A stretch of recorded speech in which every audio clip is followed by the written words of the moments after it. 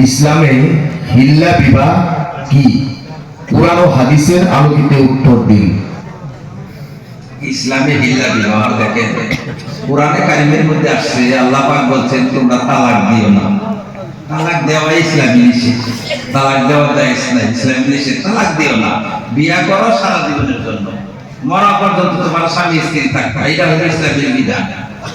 তাই বলে মানুষের তো গর্বে করাচ্ছে, হঠাৎ প্রয়োজন করতে পারে, নিষেধ করলেও হঠাৎ প্রয়োজন হইতে পারে।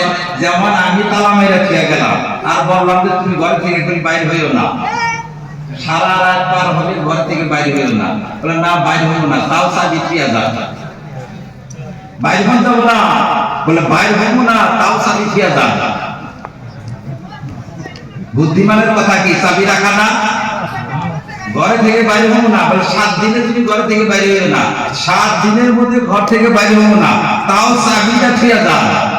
করবে করাছে তো, বিপদ আপদ আছে তো, কথা বলছেন কি? বুদ্ধিমানের কাজ হলো চাবি রেখে দেওয়া।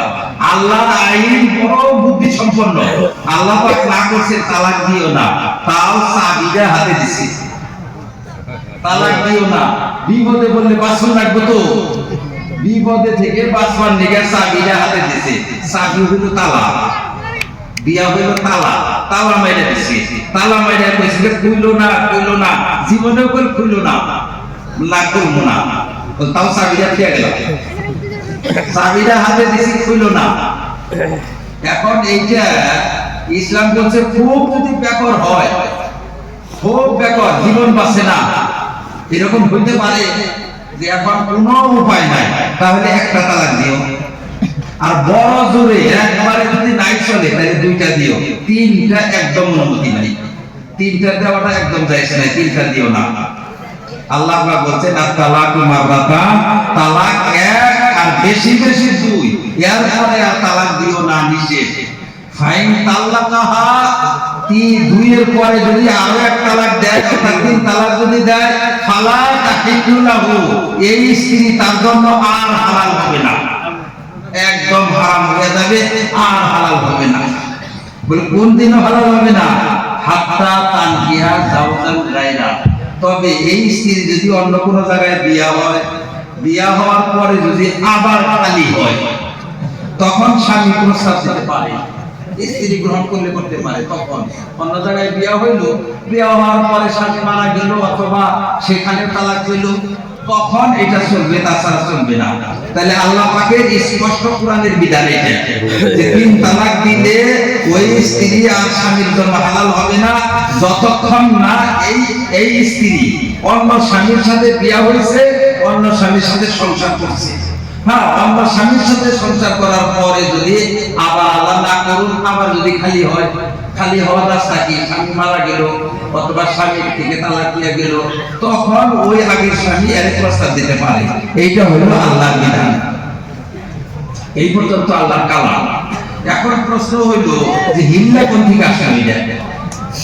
হিল্লা কোথায় থেকে? হিল্লাটা একটা হইছে আমাদের গাঁও গ্রামের হিল্লা, আর একটা আলেমের হিল্লা, দুইটা বুঝবেন। গাঁও গ্রামের হিল্লা হইল যে তাহলে হিল্লাদের নাম হিল্লাদের নাম হিল্লাদের নাম এইটা, কিন্তু ওই হিল্লা ইসলামে জায়েজ নাই। আমাদের গাঁও গ্রামে যেটা হিল্লা দেয় ওইটা দেওয়া ইসলামে জায়েজ নাই।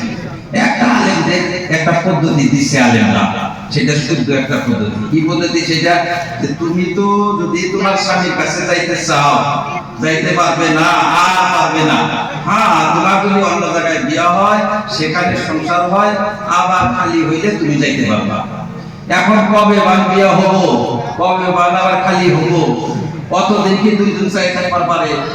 স্বামীও অপেক্ষা থাকবে, তোর বিয়া হবে আবার খালি হবে, বউরাও অপেক্ষা করবে যে কবে আমার বিয়া হবে আবার খালি হবে। আলেমরা একটা বুদ্ধি বের করছে। বুদ্ধি কি? বুদ্ধি বের করছে যে তোমার এইটা আমি একটু খাড়া করে দিতে পারি, সময়টা একটু খাটা। কিরকম খাটা?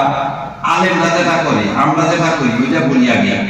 আমাদেরই হইল যে আমি যা বলি তুমি চিন্তা করো না, যাও আমি একটা ব্যবস্থা নিতেছি। কি ব্যবস্থা সেটা?